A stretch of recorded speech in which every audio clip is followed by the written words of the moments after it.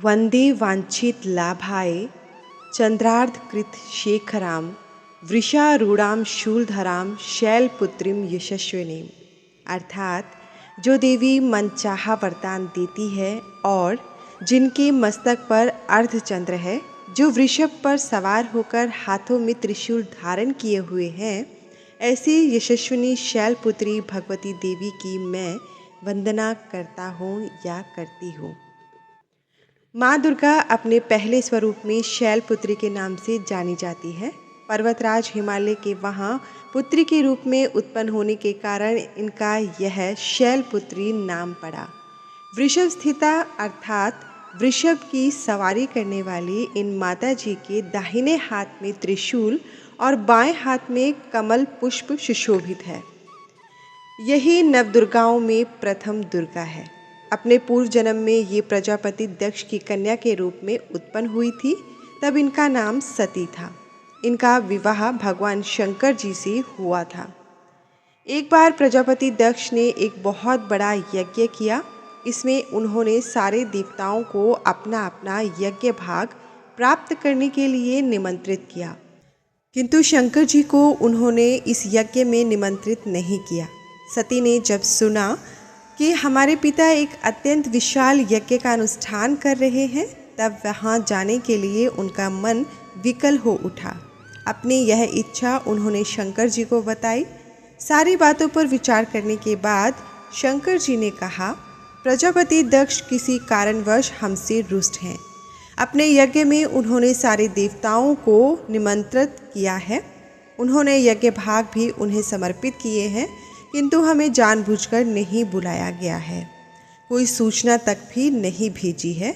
ऐसी स्थिति में सती तुम्हारा वहाँ जाना किसी प्रकार भी श्रेयस्कर नहीं होगा। शंकर जी के इस उपदेश से सती का प्रबोध नहीं हुआ। उनकी जिज्ञासा शांत न हुई, उनका मन शांत न हुआ। पिता का यज्ञ देखने वहाँ जाकर माता और बहनों से मिलने की उनकी व्यग्रता किसी प्रकार भी कम न हो सकी। उनका प्रबल आग्रह देखकर भगवान शंकर जी ने उन्हें वहां जाने की अनुमति दे दी। सती ने पिता के घर पहुंचकर देखा कि कोई भी उनसे आदर और प्रेम के साथ बातचीत नहीं कर रहा है। सारे लोग मुंह फेरे हुए हैं। केवल उनकी माता ने स्नेह से उन्हें गले लगाया। बहनों की बातों में व्यंग्य और उपहास के भाव भरे हुए थे। परिजनों के इस व्यवहार से उनके मन को बहुत कलेश पहुंचा।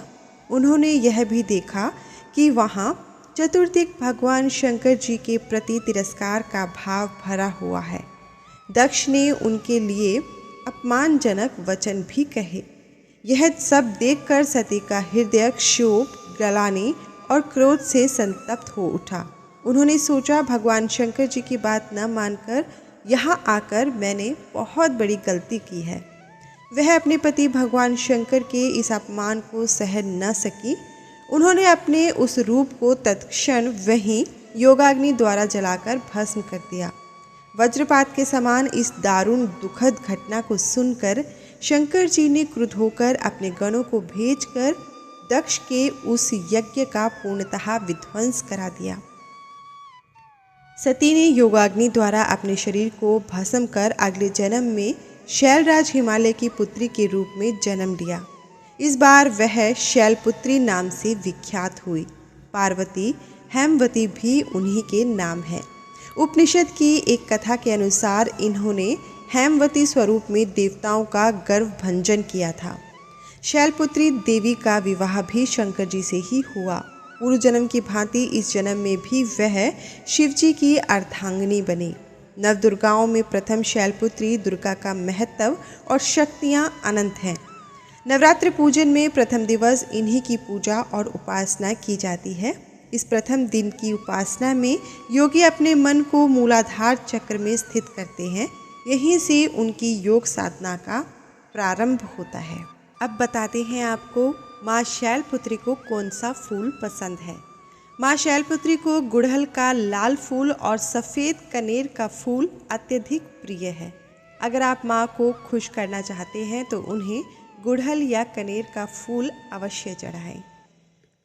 साथ ही आपको बताते हैं माँ का प्रिय भोग। तो शैलपुत्री माता को गाय के घी का बना हलवा या रबड़ी का भोग लगाएं, या फिर गाय के दूध से बने मिष्ठान का भोग भी आप लगा सकते हैं। वैसे तो ये माँ है, प्यार से अगर माँ को आप कुछ भी समर्पित करेंगे तो उन्हें स्वीकार करेंगी, परंतु हम भाव के साथ अगर ये चीज़ें समर्पित करना चाहते हैं तो हमें अवश्य करनी चाहिए। जय महामाई। धन्यवाद।